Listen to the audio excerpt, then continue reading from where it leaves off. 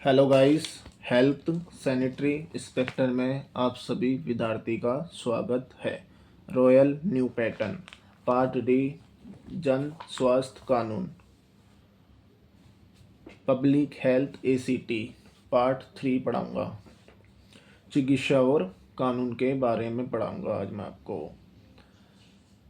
दुर्घटनाएं, बलात्कार, आत्महत्या, हत्या, लड़ाइयाँ, भोजन में जहर दिए जाने और शराब पीकर गाड़ी चलाने की घटना आदि के मौक़ों पर चिकित्सा सहायता के साथ साथ कानूनी जवाबदेही भी जरूरी होती है। इस अध्याय में आपको चिकित्सा और कानूनी जवाबदारियों बातों के बारे में कुछ बुनियादी जानकारी दी जाएगी।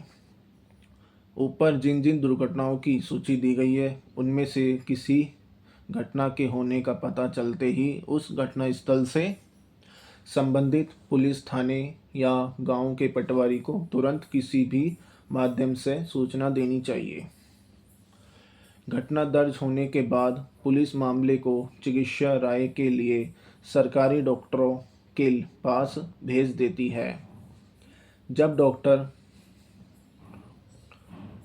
पीड़िता की व्यक्तिगत जानकारी और पूरे घावों का विवरण लिखकर अपने रिकॉर्ड को साथ एमएलसी और पुलिस कर्मचारी को आगे की कार्रवाई के लिए सौंप देता है। कहा जाता है कभी कभी इन हादसों के शिकार लोग खुद ही या औरों द्वारा सीधे सरकार या प्राइवेट अस्पताल पहुंच दिए जाते हैं, और जब डॉक्टर पीड़िता की व्यक्तिगत जानकारी और पूरे घावों का विवरण लिखकर अपने रिकॉर्ड में रखकर और फिर मामला दर्ज करने के लिए पुलिस को संबंधित थाने से बुलाया जाता है। इस प्रक्रिया को pre medico legal case pre MLC कहा जाता है। इसके लिए निजी डॉक्टर भी सर्टिफिकेट दे सकते हैं। पीड़िता द्वारा स्वयं कोर्ट में मजिस्ट्रेट के सामने आवेदन पर भी केस दर्ज होने पर कोर्ट के द्वारा भी चिकित्सा परीक्षण कराया जाता है। जेल में सजा काट रहे रोगियों को भी बीमार पड़ने पर चिकित्सा परीक्षण कराया जाता है। यह कार्य कानूनी संरक्षण में किया जाता है। किसी घटना में किस तरह का कानूनी मामला दर्ज होगा यह इस पर निर्भर करता है कि पीड़िता को किस तरह की चोट पहुंची है। बलात्कार हुआ है, हत्या हुई है, आत्महत्या हुई है, जहर दिया जाना, शराब पीकर गाड़ी चलाना, यौन हिंसा और शादी के 7 सालों के अंदर किसी महिला की मौत होना आदि हमेशा ही पुलिस सिग्नेचर के मामले हैं। ऐसे मामलों में अगर कोई रिपोर्ट ना भी करे तो भी चिकित्सा के दौरान पुलिस को सूचना देना किसी भी पंजीकृत डॉक्टर की ड्यूटी में शामिल होता है। जो बड़े बड़े हॉस्पिटल होते हैं उसमें गवर्नमेंट हॉस्पिटल होते हैं, उसमें अधिकारी मतलब पुलिस वाले होते हैं, क्योंकि कोई मामला दर्ज करने के लिए शामिल होता है। वहाँ पे एक पुलिस वाला रहेगा ही ज़रूर। गवर्नमेंट हॉस्पिटल में हर एक हॉस्पिटल में गवर्नमेंट का कोई भी हॉस्पिटल होगा उसमें पुलिस वाला ज़रूर होएगा केस दर्ज करने के लिए। उसके बाद अपने आप केस दर्ज करना होता है, परंतु जिस किसी को भी ऐसी किसी घटना का पता चले उसे भी पुलिस को इसकी जानकारी देनी होती है। गंभीर चोटें जो पुलिस सिग्नेचर के मामले हैं। हड्डी टूटना, चेहरा बिगाड़ दिया जाना, हाथ पैर या किसी भी संवेदन का खो देना, वृषण निकाल दिया जाना या आहत होना, दांत टूटना, कोई भी चोट जिससे जान को खतरा हो सकता है, किसी भी धारदार चीज़ जैसे चाकू से चोट लगना, कोई भी चोट जिसमें अस्पताल में 20 दिनों से ज़्यादा इलाज की ज़रूरत हो। इसके अलावा और कई तरह की चोटें परिभाषा के हिसाब से गंभीर नहीं मानी जाती। इन सब में यह ज़रूरी नहीं है कि पुलिस अपने आप से सिग्नेचर करे, इसलिए वह हताहत से अपने आप अलग से निजी रूप से अभियुक्त के खिलाफ शिकायत दर्ज करने के लिए कह सकती है। अब एक चीज़ और बताऊंगा, चिकित्सा सर्टिफिकेट प्रमाण पत्र भी मिलता है। सभी तरह की चोटों में मेडिकल यानी चिकित्सा सर्टिफिकेट की ज़रूरत होती है।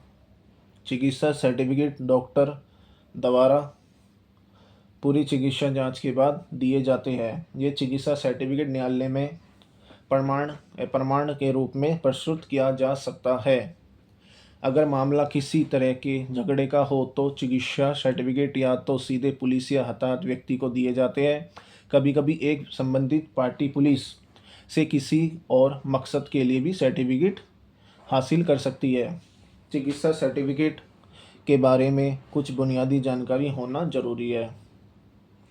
चिकित्सा राय या चिकित्सा सर्टिफिकेट की पहली प्रति के लिए सरकारी डॉक्टरों को कोई भी फीस देने की ज़रूरत नहीं होती है। इसके बाद की कॉपियों के लिए ही फीस देनी पड़ती है। पुलिस हमेशा पहली प्रति ही मांगती है, इसके लिए पैसे की ज़रूरत नहीं होती। अगर चिकित्सा कर्मचारी किसी तरह की कोई फीस लेता है तो उसके लिए रसीद देनी चाहिए। कोई भी गवर्नमेंट आपसे पैसे ले रहा है तो उसकी रसीद लो। अक्सर चिकित्सा कर्मचारी हताहत को किसी अगले स्तर के स्वास्थ्य केंद्र जैसे जिला अस्पताल भेजता है। ऐसे मामले जरूरी है कि उस डॉक्टर या चिकित्सा कर्मी से चिकित्सा सर्टिफिकेट लिया जाए जिनसे सबसे पहले जांच की है। ऐसा इसलिए क्योंकि कोर्ट में पहले चिकित्सा कर्मी की गवाही ही साक्ष्य के रूप में महत्व रखती है।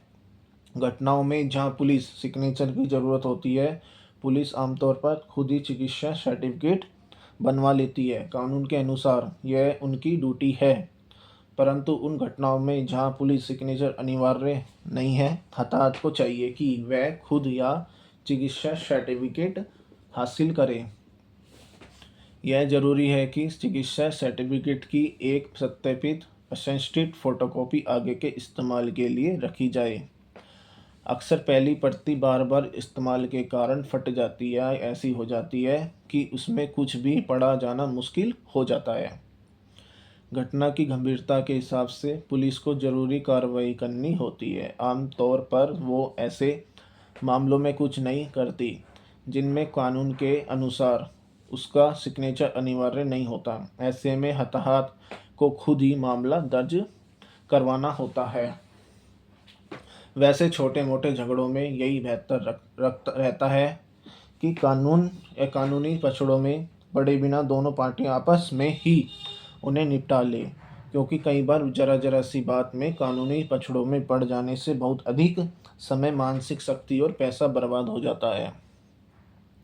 जन स्वास्थ्य कानून होता क्या है? पब्लिक हेल्थ एसीटी लोगों की सेहत संभाल के लिए सरकारी स्तर पर कानून बनाए जाते हैं, जिसका अर्थ यह होता है कि समय समय पर फैलने वाली बीमारियों से लोगों की सेहत सुरक्षा की जा सके। प्राय कई किस्म की बीमारियों का व्यक्ति की सेहत पर हमला होता रहता है, इसलिए उनके बचाव और उनकी रोकथाम के लिए कानून बनाए जाते हैं, जिनको the science of staying the health कहते हैं, को भी यकीनी बनाया जाता है। इसके अतिरिक्त आसपास के वातावरण को भी बीमारियों के कीटाणु से मुक्त करके साफ सुथरा रखने के लिए कानूनी दिशा निर्देश जारी किए जाते हैं। सेहत सुरक्षा के लिए जो कानून लागू है, लोगों को उनका पालन करने के लिए कहा जाए, उसके अनुसार ही स्वास्थ्य शिक्षा दी जाती है। बीमारियों का फैलाव और संक्रमण। जब किसी बीमारी के कीटाणु मनुष्य के शरीर में दाखिल होकर बीमारी फैलाने का कारण बनते हैं, तब उसको बीमार अवस्था कहते हैं। बीमारी एक व्यक्ति में पैदा होकर एक बड़े स्तर में फैल जाती है। बड़े स्तर पर बीमारी का लोगों में फैलना ही संक्रमण है। शब्द EPI से भाव है ऊपर और शब्द डेमोस का अर्थ है लोग, इसलिए लोगों में बड़े स्तर पर बीमार वातावरण को कहा जाता है। EPI जब कोई बीमारी बड़े स्तर पर किसी इलाके में फैल जाती है तो उसको EPI कहते हैं। जैसे भारत में खसरा, छोटी माता, पीलिया, हैजा बड़े स्तर पर फैल जाए तो इसको महामारी का रूप कहते हैं। एंडमिक्स जब कोई बीमारी सीमित स्तर पर किसी इलाके में फैल जाए तो उसको कहते हैं। जैसे बरसाती मौसम में पानी की खराबी के साथ किसी इलाके में किसी सीमा तक कई लोगों को आंतड़ियों की बीमारी और हैजा दस्त लग जाते हैं। पेंडेमिक जब कोई बीमारी सारे संसार में फैल जाती है तो उसको पैंडमी कहते हैं। आजकल जैसे दुनिया में एड्स की बीमारी फैली हुई है। भारतीय महामारी रोग कानून। जब किसी बीमारी के इलाके में बड़े स्तर पर फैलने का खतरा होता है तब सरकारी स्तर पर इसकी रोकथाम और इलाज के प्रबंध किए जाते हैं। कानून बनाकर इस कार्य के लिए जिम्मेदारी सौंपी जाती है। भारतीय एक्ट के अधीन जिला स्वास्थ्य प्रशासन और डिप्टी कमिश्नर को एक्ट के अधीन जिम्मेदार बनाया गया है कि वे अपने अधिकार क्षेत्र में बीमारी के फैलाव को रोकने और इसके इलाज के लिए प्रबंध करें। एक्ट अधीन व्यवस्था बनाई गई है कि 24 घंटों के अंदर बीमारी के प्रकोप के बारे में लोगों को जानकारी दी जाए और उपचार प्रबंध लागू किया जाए। स्वास्थ्य विभाग की और डिप्टी कमिश्नर द्वारा 12 नोटिफिकेशन जारी किया जाता है जिसके अनुसार छोटे क्षेत्रों में डॉक्टर और सेहत वर्कर तथा शहरों में नगर निगम और नगरपालिका स्वास्थ्य विभाग के साथ सहयोग करके बीमारी की रोकथाम के लिए यत्न करते हैं और लोगों को बड़े स्तर पर बीमारी की चपेट में आने से बचाते हैं। जिला स्तर पर संक्रमण की बीमारी को फैलने से रोकने के लिए नोटिफिकेशन जारी किया जाता है जिसके अनुसार बीमार व्यक्तियों को अलग रखकर उनका इलाज किया जाता है। लोगों को बचाव के टीके लगाए जाते हैं और बीमारी से बचने के लिए शिशु शिक्षा दी जाती है। बीमारी की संक्रमण के स्रोत को ढूंढने की कोशिश की जाती है और स्रोत को ढूंढकर इसकी रोकथाम की जाती है। बीमारी फैलने वाले कारणों की जांच करके उनकी रोकथाम के लिए कई उपाय किए जाते हैं। संक्रमण फैलने वाली बीमारियों के प्रति एक्ट की धाराओं के अनुसार पहले ही प्रबंध व्यवस्था स्थापित करने के लिए नोटिफिकेशन जारी कर दिया जाता है। नोटिफिकेशन नीचे लिखी बीमारियों की रोकथाम के लिए किया जाता है। हैजा, छोटी माता खसरा, प्लेग, दस्त, गलगड़, दिमागी बुखार, मलेरिया, गलघोटू। जब भी कोई केस बड़े स्तर पर इन संक्रमण की बीमारियों के डॉक्टर के नोटिस में आता है या लोगों को पता चलता है तो वे इसकी सूचना तुरंत जिले के डिप्टी कमिश्नर या जिला स्वास्थ्य अधिकारी को देते हैं और उसके तुरंत बाद लोगों को इससे सावधान करने के लिए बड़े स्तर पर प्रबंध कर लिए जाते हैं। हवा और पानी को प्रदूषण रहित करने के कानून। बहुत सी बीमारियों के फैलने का कारण पानी और हवा का प्रदूषण होता है। पानी और हवा मनुष्य की अत्यावश्यक आवश्यकताएं हैं। इनको प्रदूषण रहित करना जरूरी है। बहुत सी बीमारियों का कारण गंदा पानी है। वायरल बीमारी, वायरल डिसीज जैसे कि हेपेटाइटिस और पोलियो इससे फैलते हैं। इस तरह बैक्टीरिया रोग जिनमें दस्त, टाइफाइड, हैजा और पेट के कीड़ों जैसे कई रोग पानी की खराबी के कारण फैलते हैं। इसलिए घरों में और बाहर बड़े स्तर पर पानी की सफाई करने के लिए प्रबंध करने चाहिए। इस एक्ट के अधीन नगर निगम और नगरपालिका पानी की सफाई के लिए जिम्मेदार है। पानी की सफाई बड़े स्तर पर नगर निगम और नगरपालिका द्वारा की जाती है। घरों में पानी की सफाई के लिए स्वास्थ्य विभाग द्वारा क्लोरीन की गोलियां बांटी जाती है। स्वास्थ्य विभाग व नगर निगम और नगरपालिका द्वारा कुओं व जल सप्लाई स्रोतों को ब्लीचिंग पाउडर और फिटकरी द्वारा साफ करने के प्रबंध किए जाते हैं। इसके अलावा पानी टेस्ट करने के लिए प्रयोगशालाएं भी स्थापित की जाती है। इस एक्ट के अधीन लोग भी पानी के नमूने लेबोरेटरी से टेस्ट करवा सकते हैं। हवा द्वारा भी वातावरण प्रदूषित हो जाता है। इसके कई कारण हैं। नंबर 1, घरों में जलाने वाला कोयला, लकड़ी और तेल। नंबर 2, औद्योगिक चिमनियों में से निकलने वाला जहरीला धुआं, गैस प्रदूषित धुआं। नंबर 3, बस, मोटर, ट्रक और टेम्पो आदि का धुआं।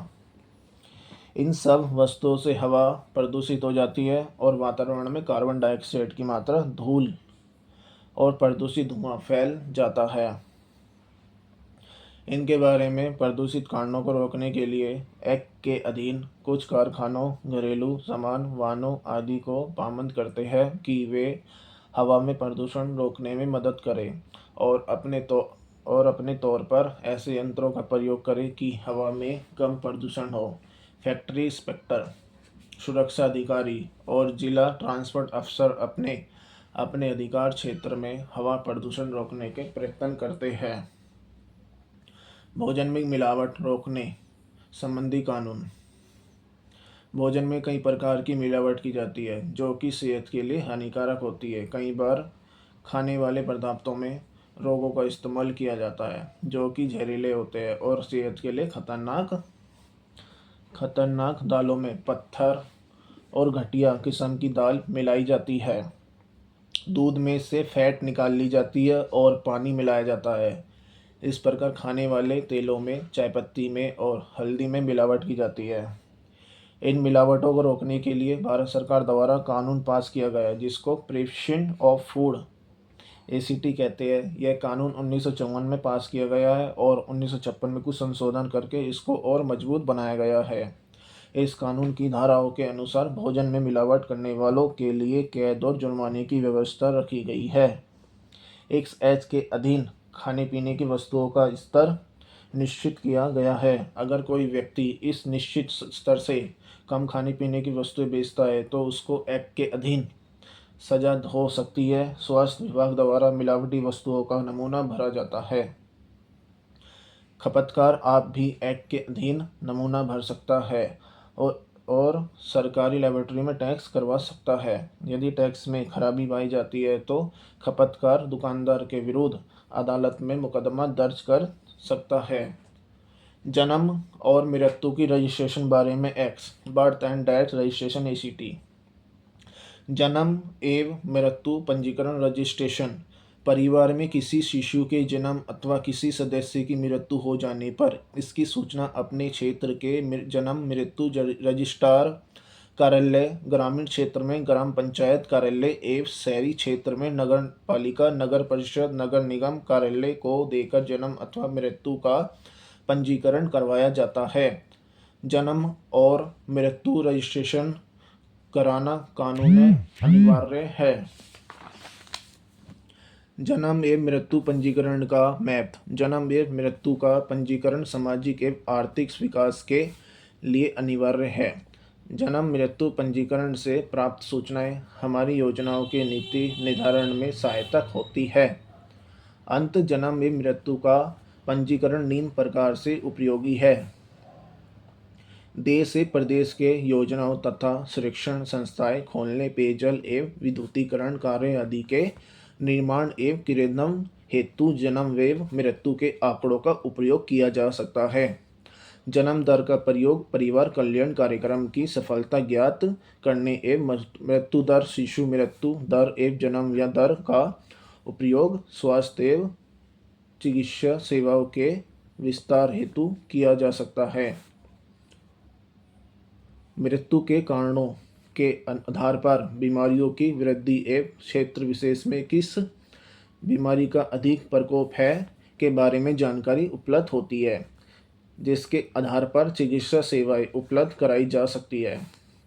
जन्म मृत्यु के पंजीकरण के पश्चात आवेदक का जन्म मृत्यु प्रमाण पत्र दिया जाता है जिसके निम्नलिखित लाभ है। जन्म प्रमाण पत्र के लाभ।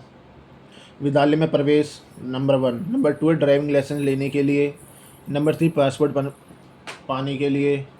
नंबर 4 है बीमा पॉलिसी लेने के लिए। नंबर 5 है राशन कार्ड में नाम दर्ज करवाने के लिए। नंबर 6 सामाजिक सुरक्षा योजना का लाभ लेने के लिए सरकार से। मृत्यु प्रमाण पत्र के लाभ। नंबर 1 संपत्ति के उत्तरधारी के लिए। नंबर 2 पेंशन एवं बीमा आदि के मामलों को निपटाने के लिए। नंबर 3 संपत्ति दावों को निपटाने के लिए। नंबर 4 भूमि के नामांतरण के लिए। जन्म व मृत्यु पंजीकरण कैसे करवाएं। प्रत्येक ग्राम पंचायत, नगर पालिका नगर परिषद नगर निगम मुख्यालय पर स्थित जन्म मृत्यु पंजीयक कार्यालय रजिस्ट्रार के कार्यालयों में जन्म मृत्यु की सूचना घटना घटित होने के 21 दिन की अवधि में परिवार के सदस्य या नज़दीकी रिश्तेदार द्वारा प्रपत्र फर्स्ट में जन्म की सूचना प्रपत्र टू में मृत्यु की सूचना भरकर देने पर जन्म मृत्यु प्रमाण पत्र निःशुल्क प्राप्त किया जा सकता है। जन्म या मृत्यु की सूचना निर्धारित अवधि 21 दिन पश्चात परंतु 30 दिन के अंदर देने पर ₹2 विलंब शुल्क जमा करवाकर जन्म मृत्यु प्रमाण पत्र प्राप्त किया जा सकता है। वह जन्म या मृत्यु की सूचना 30 दिन से अधिक परंतु 1 वर्ष के भीतर स्थानीय पंजीयक को देने पर आवेदक द्वारा निर्धारित प्रारूप में नोटरी पब्लिक से प्रमाणित एवं संबंधित जिला पंचायत जिला संख्या अधिकारी अतिरिक्त जिला पंचायत विकास अधिकारी से लिखित अनुज्ञा प्राप्त एक शपथ पत्र देकर तथा संबंधित पंचायत कार्यालय में ₹5 विलंब शुल्क जमा करवाकर जन्म मृत्यु प्रमाण पत्र प्राप्त किया जा सकता है। जन्म मृत्यु पंजीकरण अधिनियम 1969 के नियम 93 के अनुसार जन्म या मृत्यु की घटना चाहे कितनी पुरानी हो उसका पंजीयन कराया जा सकता है। इसके लिए आवेदक को ₹5 के नॉन सोडियम स्टाम्प पेपर पर शपथ पत्र प्रस्तुत करना होगा एवं जन्म या मृत्यु की घटना घटित होने के क्षेत्र के कार्यकारी मजिस्ट्रेट तथा जिला कलेक्टर एवं जिला मजिस्ट्रेट अधिकारी जिला कलेक्टर एवं जिला मजिस्ट्रेट सिटी मजिस्ट्रेट उपखंड अधिकारी सहायता कलेक्टर एवं मजिस्ट्रेट तहसीलदार आदि में से किसी एक से उक्त घटना के पंजीकृत करवाने हेतु अनुज्ञा प्राप्त करेगा। अनुज्ञा प्राप्त कर आवेदक स्थानीय पंजीकृत कार्यालय में ₹10 विलंब शुल्क जमा करवाकर जन्म या मृत्यु के पंजीयन हेतु आवेदन कर जन्म या मृत्यु प्रमाण पत्र प्राप्त करेगा। जन्म व मृत्यु पंजीकरण कहाँ करवाए? ग्रामीण क्षेत्रों में प्रत्येक ग्राम पंचायत मुख्यालय पर तथा शहरी क्षेत्रों में नगर पालिका नगर परिषद नगर निगम में जन्म व मृत्यु रजिस्ट्रार के कार्यालय में संपर्क करें। जन्म और मृत्यु के आंकड़े आबादी के बारे में होते हैं, इनकी रजिस्ट्रेशन करना जरूरी है। इनके साथ हमें किसी देश की आबादी के बढ़ने या घटने की जानकारी मिलती रहती है। भारत में अप्रैल 1970 से जन्म और मृत्यु की रजिस्ट्रेशन करवानी कानूनी तौर पर जरूरी कर दी गई है। देश भर में registration of birth and death act लागू कर दिया गया है। इस एक्ट के अधीन शहरी क्षेत्रों में registration of birth and deaths नगर निगम और नगर पालिका या पालिकाएं करती है। शहर के किसी भी घर में जन्म तथा मृत्यु की घटना होती है तो घर का मुखिया 14 दिन के अंदर नगर निगम या नगर पालिका के दफ्तर में इसकी रजिस्ट्रेशन करवाता है। यदि जन्म किसी अस्पताल में हुआ हो तो अस्पताल का मुखिया इसकी सूचना नगर पालिका को भेज देता है। इस तरह मृत्यु की रजिस्ट्रेशन भी 7 दिनों के अंदर करवानी पड़ती है। ग्रामीण क्षेत्रों में जन्म और मृत्यु की रजिस्ट्रेशन का काम ग्राम पंचायतें करती है। एक साल में जन्म मृत्यु के आंकड़े को रजिस्टर किए जाते हैं। ग्राम पंचायत उनको थाने या BDO के द्वारा जिला स्वास्थ्य अधिकारी को भेज देती है और जिला स्तर पर सिविल सर्जन दफ्तर में इसका पक्का रिकॉर्ड रखा जाता है और इसकी रिपोर्ट्स राज्य सरकार को भेज दी जाती है। राज्य सरकारें अपनी रिपोर्ट केंद्र में director general of health service को भेज देती है। इस तरह सारे देश में जन्म मरण के आंकड़े इकट्ठे हो जाते हैं और पूरे साल की रिपोर्ट इन आंकड़ों से तैयार की जाती है। इसकी सूचना विश्व स्वास्थ्य संस्था को भेज दी जाती है। जन्म और मृत्यु की रजिस्ट्रेशन न करवाने पर जुर्माना और कैद हो सकती है। जन्म और मृत्यु का प्रमाण पत्र अब बहुत से सरकारी कामों में ज़रूरी है। बच्चे को स्कूल में दाखिल करवाने के लिए जन्म प्रमाण पत्र ज़रूरी है। केसों में अदालतें भी मौत का प्रमाण पत्र मांगती है। पासपोर्ट बनवाने के लिए जन्म प्रमाण पत्र जरूरी कर दिया गया है। ACT 1994 के अंतर्गत भारत में लिंग निर्धारित टेस्ट पर पूर्णतः प्रतिबंध है ताकि कन्या भ्रूण हत्या जैसे जघन्य अपराध को रोका जा सके। फिर भी आज भी कई वेबसाइट्स पर ऑनलाइन इस तरह की किट्स गैर कानूनी रूप से बेची और खरीदी जा रही है। हाल ही में पंजाब और हरियाणा हाईकोर्ट में डाली गई है एक जनहित याचिका में तो यहाँ तक ये टेस्ट करवाए जा सकते हैं जो पूर्णतः गैर कानूनी। कहा जाता है कि $500 में किट बेचने वाली ये वेबसाइटें वो जगह भी रेफ़र कर रही है जहाँ ये टेस्ट करवाए जा सकते हैं जो पूर्णतः गैर कानूनी है। गर्भपात एक्ट MTPACT गर्भपात act medical transfer of pregnancy 1971 में पास किया गया है और अप्रैल 1972 में लागू किया गया है। इस एक्ट के अधीन औरतों की सेहत की ओर ध्यान दिया गया है। इस एक्ट के अनुसार यदि डॉक्टरी दृष्टिकोण से गर्भ अवस्था के दौरान औरत की जान खतरे में है और वह गर्भ को 9 महीने तक नहीं रख सकती तो कानूनी तौर पर अपना गर्भपात करवा सकती है और वह यह सेवा सरकारी अस्पतालों में मुफ्त दी जाएगी। इसके अतिरिक्त एक्ट के अंतर्गत निम्नलिखित स्थिति में औरत का कानूनी तौर पर गर्भपात किया जा सकता है। यदि गर्भ के कारण औरत की जान को किसी किस्म का खतरा हो, यदि गर्भ अवस्था के दौरान बच्चे का विकास अच्छी तरह ना हो सके, किसी अल्पकारी घटना या बलात्कार का शिकार हुई औरत, गर्भ के दौरान यदि किसी चोट या किसी किस्म के अनुसार के साथ बच्चे की हालत गर्भ में खराब हो, किसी गर्भ निरोधक साधन की असफलता के कारण ठहरा गर्भ। इस एक्ट के अधीन अंतर्गत सरकार की मान्यता प्राप्त कोई भी MBBS डॉक्टर गर्भपात कर सकता है, परंतु 12 सप्ताह से अधिक गर्भपात के लिए केवल एक डॉक्टर या लेडी डॉक्टर की ज़रूरत है। यदि गर्भ 12 से 20 सप्ताह का हो तो 2 डॉक्टरों का होना जरूरी है और इसके बाद डॉक्टरों का पैनल फैसला तय करता है कि कितने समय का गर्भ आसानी से गिराया जा सकता है। गर्भपात एक्ट के अनुसार औरतों को मुफ्त सेवाएं दी जाती है। बलात्कार या कुंवारी लड़कियों के गर्भपात रिकॉर्ड को गुप्त रखा जाता है और सील कर दिया जाता है जो केवल अदालत के कहने पर खोला या अदालत में पेश किया जा सकता है। औरतों के सेक्सी धंधों की रोकथाम एक्ट। इस एक्ट का अर्थ है औरतों में वेश्यावृत्ति की रोकथाम। समाज में वेश्यावृत्ति को कुकर्म समझा जाता है। समाज में कुछ गंदी सोच वाले व्यक्ति औरतों का शारीरिक शोषण करते हैं या औरतें स्वयं भी इस काम के लिए गैरकानूनी ढंग से शारीरिक संबंध बनाने के लिए अपने आप को पेश करती है।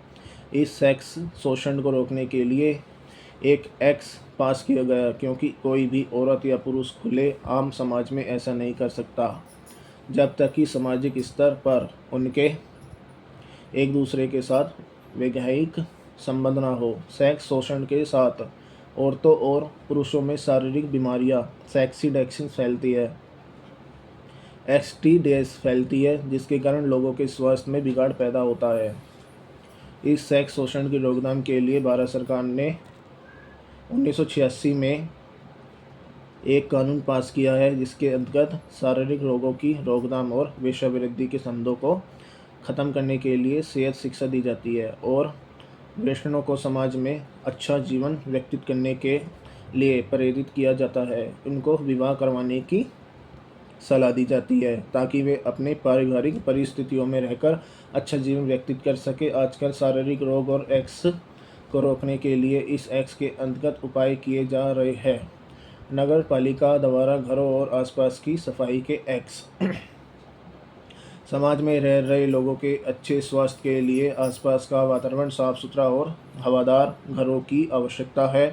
घर एक ऐसा स्थान है यहाँ परिवार के सभी सदस्य मिलकर रहते हैं, इसलिए घर ऐसा होना चाहिए कि परिवार के हर सदस्य की प्राथमिक ज़रूरतें पूरी हो सके। घर में सफाई, रोशनी और दरवाजे खिड़कियां ऐसी जगह पर होनी चाहिए जहां से ताज़ी हवा अंदर आ सके और सुख आराम के सभी साधन हो। घर में साफ पानी पीने के लिए हो और गंदे पानी का निकास ठीक तरह किया गया हो। घर की रसोई साफ और दरवाजे को जाली लगी हो ताकि कीड़े और मक्खी अंदर ना आ सके। इन सभी सुविधाओं को मुफ्त रखकर घर बनाने के लिए अच्छी जगह का चुनाव करना चाहिए। सरकार ने नगर निगमों और नगर पालिकाओं को इस एक्ट के अनुसार कुछ सख्तियाँ प्रदान की है कि वे ठीक ढंग से ना बने हुए घरों या बेढंगे घरों या कॉलोनियों की वृद्धि को रोकें। लोग उन स्थानों पर घर बनाएं जहां पर सभी सुविधाएं उपलब्ध हो। जब कोई आवास स्थान निश्चित किया जाता है तो एक्ट के अनुसार वहां पर पहले ही साफ पानी, सीवर और रोशनी, सड़कों आदि का प्रबंध किया जाता है। लोगों के मनोरंजन के लिए संपार्क और सैरगाहें बनाई जाती है। घर बनाने से पहले नगर निगम द्वारा घर का नक्शा पास करवाया जाता है। घरों के नक्शे भी जरूरी है बातों को ध्यान में रखकर तैयार किए जाते हैं और कोई भी कार्य नक्शे के बिना नहीं किया जाता।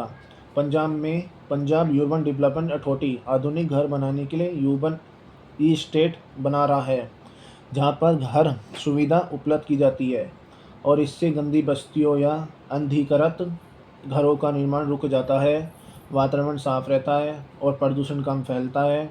इस प्रकार नगर निगमों और नगर पालिकाओं को इस एक्ट के अनुसार ये अधिकार प्राप्त है कि वे अपने अधिकार क्षेत्र का वातावरण साफ सुथरा रखने के लिए उद्योगों, कारखानों, ईंटों के भट्टे आदि जहाँ से प्रदूषण फैलता है उनको यह प्रदूषण रोकने के लिए कह सकती है और इनको अपना कारोबार आबादी वाले इलाके से बाहर ले जाने के लिए कहा जा सकता है। इस तरह शोर पैदा करने वाले कारखाने भी आबादी से दूर बनाए जाते हैं। इन सभी सुविधाओं को लागू करने के लिए टाउन प्लानिंग विभाग भी अपनी भूमिका निभा रहा है। फैक्ट्री एक्ट और कर्मचारी बीमा योजना भारत में द इंडिया फैसिलिटी एसिटी 1976 लागू है। इस एक्ट के अनुसार फैक्ट्री के मालिक को वहाँ काम कर रहे मजदूरों के लिए स्वास्थ्य सुविधा देनी जरूरी है ताकि मजदूरों का स्वास्थ्य, उनकी भलाई और आसपास का वातावरण ठीक रह सके। सबसे ज़्यादा सुनने की आदत डालो, लिखने मत बोलो। जितना सुन सकते हो उतना अच्छा आएगा, लिखोगे तो लिखने में रह जाओगे। फैक्ट्री एक्ट के अनुसार जिस फैक्ट्री में 10 मजदूर काम कर रहे हो और वहाँ बिजली के साथ चलने वाली मशीनें लगी हो या जिस जगह 20 मजदूर काम करते हो, ये सभी फैक्ट्रियाँ इसके अधीन आ जाती है और फैक्ट्री मालिक को वे सभी सुविधाएं मजदूरों को देनी पड़ती है जो एक्ट में लिखी गई हो। इनमें मजदूरों को प्राथमिक चिकित्सा, बचाव के साधन और फैक्ट्री में पंखे, रोशनी, रोशनदार और कम से कम 50 वर्ग फुट जगह मजदूरों को घूमने के लिए उपलब्ध करनी पड़ती है।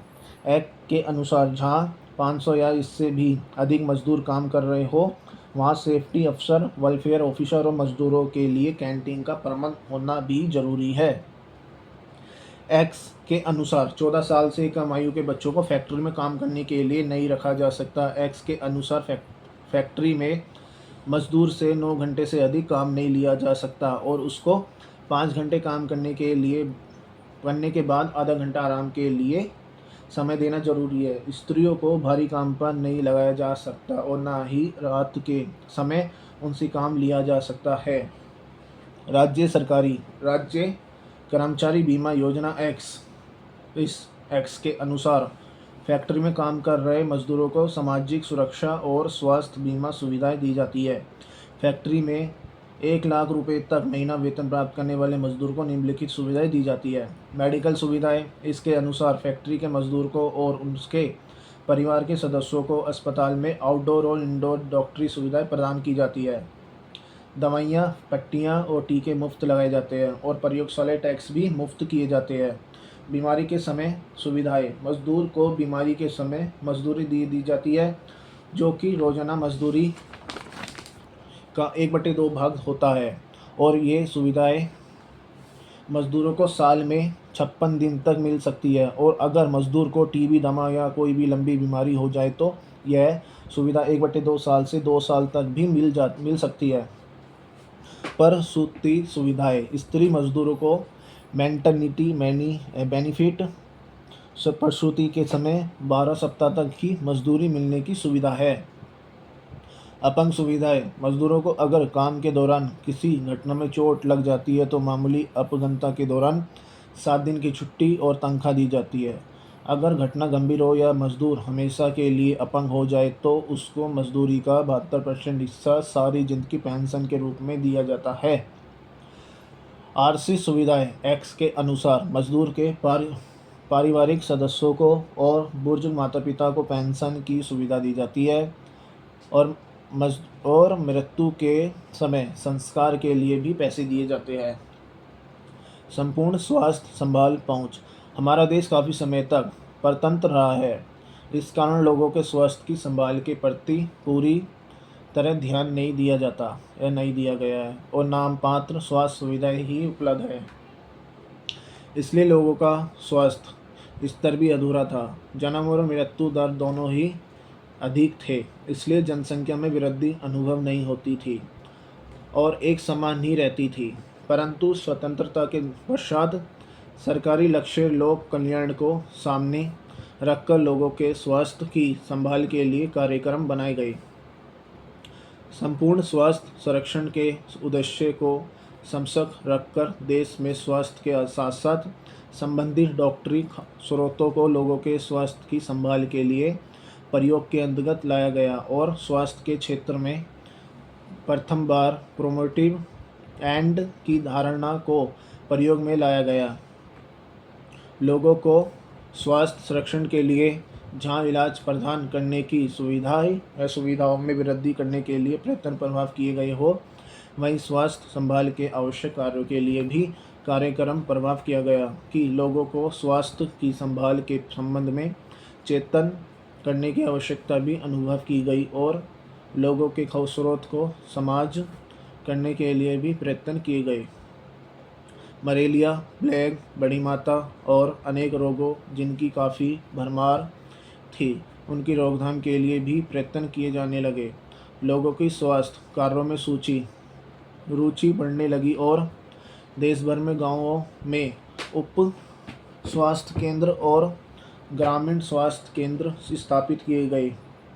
ग्रामीण क्षेत्र में जहां डॉक्टर उपलब्ध नहीं थे वहां डॉक्टरी सुविधाओं में वृद्धि होने लगी और लोगों को एक ही स्वास्थ्य संस्था में सभी स्वास्थ्य सुविधाएं मिलनी प्रभाव हो गई।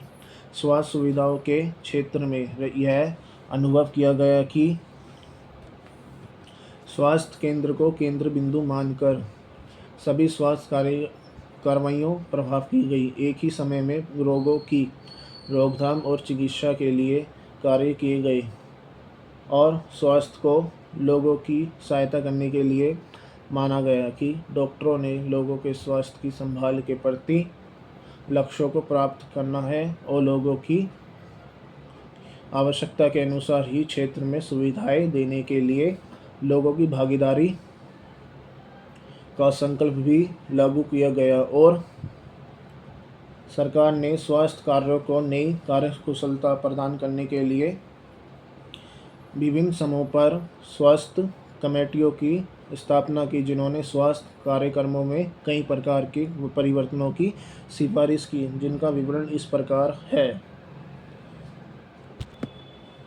प्रत्येक कमेटी ने स्वास्थ्य स्कीमों में कार्यकुशलता की सिफारिश की और देश की स्वास्थ्य दशा में सुधार लाए।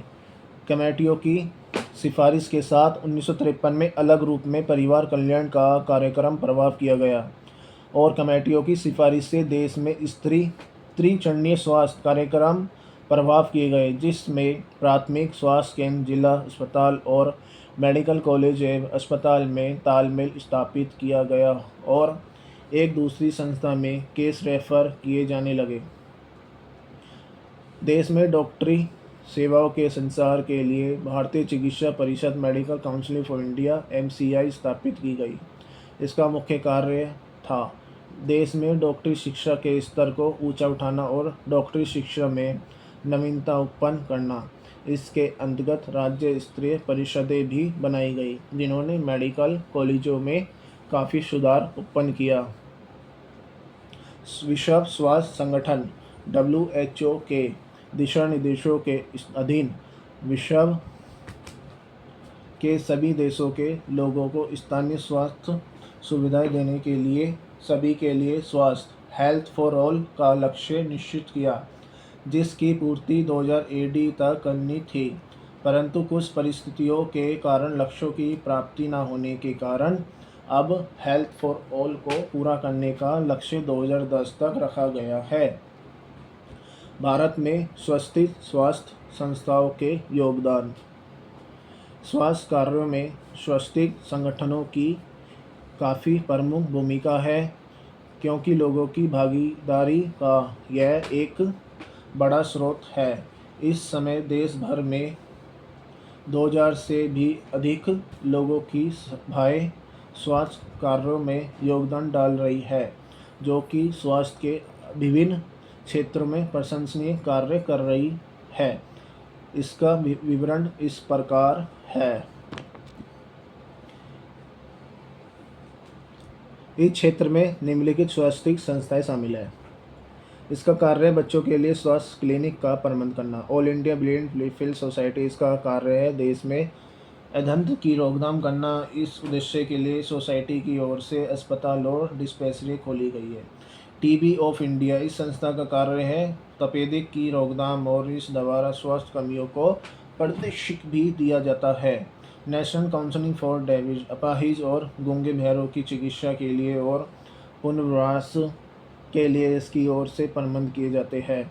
हिंद कुष्ठ निवारण संघ, कुष्ठ रोग के रोगियों की चिकित्सा संभाल और पुनर्वास इस संघ की ओर से किया जाता है। महिलाओं और बच्चों के लिए स्वास्थ्य सुविधाएं।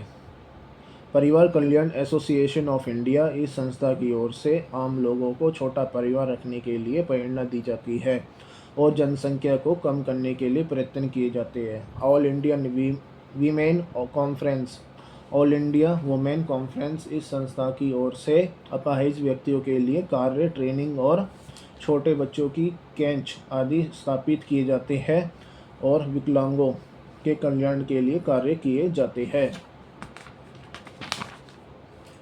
भारतीय बाल कल्याण परिषद, यह बच्चों के लिए कल्याण के कार्य करती है। बच्चों के लिए पुस्तकालय, लाइब्रेरी खोलना और बच्चों के खेलने के लिए प्रबंध करती है। कस्तूरबा गांधी राष्ट्रीय यादगारी ट्रस्ट, यह ट्रस्ट गांधी जी के सिद्धांतों का प्रचार करता है और इस द्वारा विशेष रूप से महिलाओं और ग्रामीण क्षेत्रों में कल्याण के लिए कार्य किया जाता है। इस ट्रस्ट द्वारा बाल कल्याण योजना और महिलाओं के कल्याण के लिए योजनाएं चलाई गई है। इस द्वारा ग्रामीण क्षेत्रों में लोगों में से स्वास्थ्य सेवकों की भर्ती करके सामाजिक सेवा के लिए प्रेरित किया जाता है। रोटरी क्लब, ये सामाजिक संगठन है और इनका कार्य लोगों को सामाजिक कल्याण के लिए एकत्रित करना है। देश में बुरी आदतों और नशों से बचाव के लिए कार्य किए जाते हैं और लोगों के साथ मिलकर समाज सुधार के लिए कार्यक्रम बनाए जाते हैं। भारत सेवक समाज, यह भी एक समाज कल्याण संस्था है। इसका लक्ष्य स्वास्थ्य सेवा प्रदान करना और लोगों का मनोबल ऊंचा उठाना है। भारतीय red cross society, Indian red cross society, यह एक ऐसी संस्था है जो बड़े स्तर पर स्वास्थ्य संभाल, संकट कल्याण और कठिनाई के समय लोगों की सहायता करती है और दान आदि भी करती है। महामारी से लड़ने में कितने मुस्तैद हम। इंसानी इन्फ्लूएंजा आमतौर पर छींक से फैलते हैं और ये 3 तरह के होते हैं, मगर इसका टाइप ए महामारी का कारण बन सकता है। 1918 में फैली इन्फ्लूएंजा महामारी से दुनिया भर में करीब 50 करोड़ लोग प्रभावित हुए, जिनमें सुदूर प्रशांत और अंटार्कटिक क्षेत्र के लोग भी थे। करीबी 10 करोड़ जानी गई थी, जो वैश्विक आबादी की करीब प्रसिद्धि थी। उस महामारी में भी एचएन इन्फ्लुएंजा वायरस की भूमिका थी। इस महामारी ने 24 महीने में जितनी जानें ली वह संख्या बीते 3 दशकों में एड्स से मरने वालों की तादाद से कहीं अधिक थी। इसलिए इसे इतिहास का सबसे बड़ा चिकित्सा प्राबल्य माना जाता है। अकेले भारत में इससे 1,70,00,000 लोग मरे थे। साल 2006 में एवियन इन्फ्लुएंजा वायरस H5N1 ने महाराष्ट्र, गुजरात और मध्य प्रदेश में पोल्ट्री फार्म को प्रभावित किया था। साल 2008 से 2009 तक इसने पश्चिम बंगाल, असम व सिक्किम में मुर्गी पालन उद्योग को बुरी तरह प्रभावित किया। बड़े पैमाने पर मुर्गियों को मारकर इंसानों में इसके संक्रमण को फैलने से रोका गया था। तब दुनिया भर में 442 लोग इस वायरस से संक्रमित हुए व 262 मारे गए थे। साल 2009 में एक और वायरस H1N1 आया, जो तीव्र संक्रमण क्षमता वाला मगर अपेक्षाकृत कम घातक था। यह तेज़ी से पूरे उत्तरी अमेरिका में फैला। करीब 14,000 लोग भी इससे प्रभावित हुए थे और 883 लोगों को अपनी जान से हाथ धोना पड़ा। ऐसे में नागरिकों और अदालतों की तरफ से वहाँ उचित ही पूछा जाने लगा कि इस बीमारी से लड़ने के लिए देश की क्या तैयारियां हैं। बहरहाल, किसी भी महामारी का, चाहे वह इबोला हो या इन्फ्लुएंजा, बेहद घातक व अकस्मात आर्थिक प्रभाव हो सकता है। इनसे बड़ी संख्या में जान के नुकसान के अलावा सामाजिक व आर्थिक क्षति की भी आशंका रहती है। जाहिर है कि ऐसे मामलों में सार्वजनिक स्वास्थ्य के खर्चे बढ़ जाते हैं। इनसे घरेलू उड़ानों और पर्यटन उद्योग को भी अचानक झटका लग सकता है। इसका सामाजिक दुष्परिणाम कुछ यूँ सामने आता है कि लोग इसके संगर में आने से बचने के लिए अपने व्यवहार तक बदल लेते हैं। उपभोक्ता वस्तुओं की मांग भी तेज़ी से गिरती है, क्योंकि लोग बाज़ारों व सामाजिक जगहों पर जाना बंद कर देते हैं। विश्व बैंक का आंकलन है कि साल 2003 में सार्स के संक्रमण से चीन को करीब $15 बिलियन का नुकसान हुआ था, जबकि वैश्विक जीडीपी में करीब $33 मिलियन की कमी आई और इससे 916 लोग मारे गए। साफ है, एक वैश्विक महामारी दुनिया को महामंदी की ओर धकेल सकती है। महामारी आर्थिक और राजनीतिक अस्थिरता को भी जन्म दे सकती है। यह स्वास्थ्य संसाधनों के लिए संकट पैदा कर सकती है और दहशत का माहौल बना सकती है। लेकिन एक अच्छी वैश्विक सार्वजनिक स्वास्थ्य संरचना सार्वजनिक संकट के समय में सरकार की शक्तियों और जिम्मेदारियों को सुनिश्चित करती है। ठोस वैधानिक ढांचा अंतर्राष्ट्रीय व स्थानीय स्तर पर भी सार्वजनिक स्वास्थ्य से जुड़ी आपात स्थितियों में सरकार के लिए काफ़ी मददगार साबित होता है। उसे नीतिगत फैसले लेने में सहूलियत होती है, जैसे क्या कार्य क्षेत्र में टीकाकरण का काम कराया जाना चाहिए। अगर हाँ, तो क्या इसमें कुछ खास उम्र समूह को ही लक्ष्य बनाया जाना चाहिए।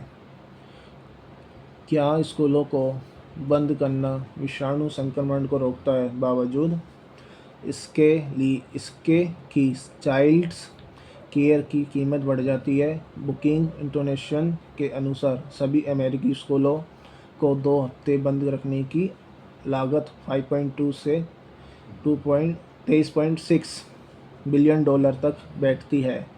इससे 4 हफ्ते करने पर यह लागत बढ़कर 47.6 बिलियन तक हो जाती है। क्या हम बार यानी हर मानसून में, हर सदी में इस तरह की चुनौतियों का सामना कर सकते हैं?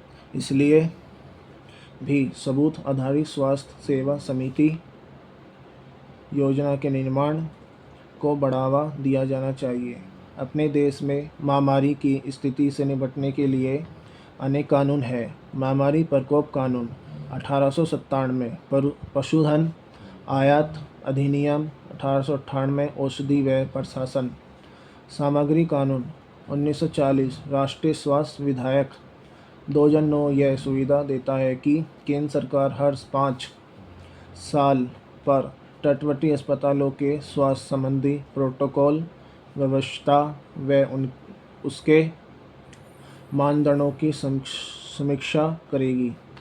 बंदरगाहों तक आम लोगों को न जाने देने की व्यवस्था पर भी गौर करेगी। साथ ही वह स्टॉक में उपलब्ध दवाओं व टीकों के रखरखाव की निगरानी करेगी। विश्व स्वास्थ्य संगठन ने उन विशेष सार्वजनिक स्वास्थ्य उपायों को बताया है जिनकी ज़रूरत पारदर्शी मूल्यांकन में होती है।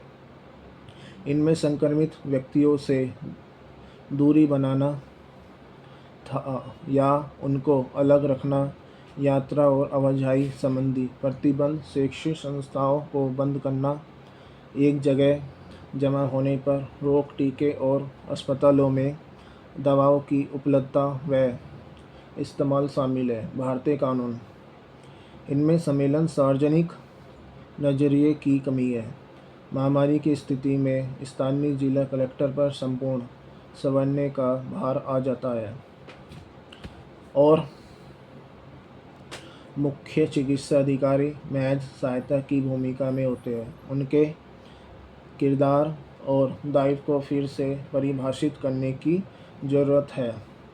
एक वास्तविक सार्वजनिक स्वास्थ्य कानून महामारी पर केंद्रित होता है, लेकिन हमारा महामारी प्रकोप कानून तो 118 साल पुराना पड़ चुका है। ज़्यादातर बड़े सार्वजनिक स्वास्थ्य कानून आधी सदी से अधिक पुराने हैं। महामारी प्रकोप कानून छोटी मोटी आपात स्थितियों से निपटने के लिए बनाए गए थे। ये सामाजिक आर्थिक नुकसानों को रोकने में नाकाम है। निगम स्तर पर स्थिति तो और भी खराब है, जहां दिल्ली नगर निगम कानून महामारी के खिलाफ तैयारी में ज़रूरी सूचनाएं मुहैया कराता है, वहीं मणिपुर और कर्नाटक में यह स्थिति नहीं है। इसलिए शीघ्र सभी सार्वजनिक स्वास्थ्य प्रावधानों को एक कानून के अंदर लाया जाए ताकि उनको लागू करने में बाधा ना आए। महामारी जैसी स्थितियों से निपटने के लिए 5 सूत्री रणनीति लागू करने की ज़रूरत है। पहली, इंसान में संक्रमण के खतरे को कम से कम करना होगा, जिनसे विषाणु या उनके वाहक या प्रचार घंटे। दूसरी, पूर्व चेतावनी प्रणाली को विकसित किया जाना चाहिए ताकि प्रभावित जिलों, स्थानीय स्वास्थ्य अधिकारियों और मंत्रालय तक सभी आंकड़े व नमूने सही मूल्यांकन के लिए पहुंच पाए। तीसरी, जब महामारी घोषित हो जाए तो फिर रोकथाम वाले कदम तेज़ी से उठाए जाए ताकि इसका प्रचार कम हो।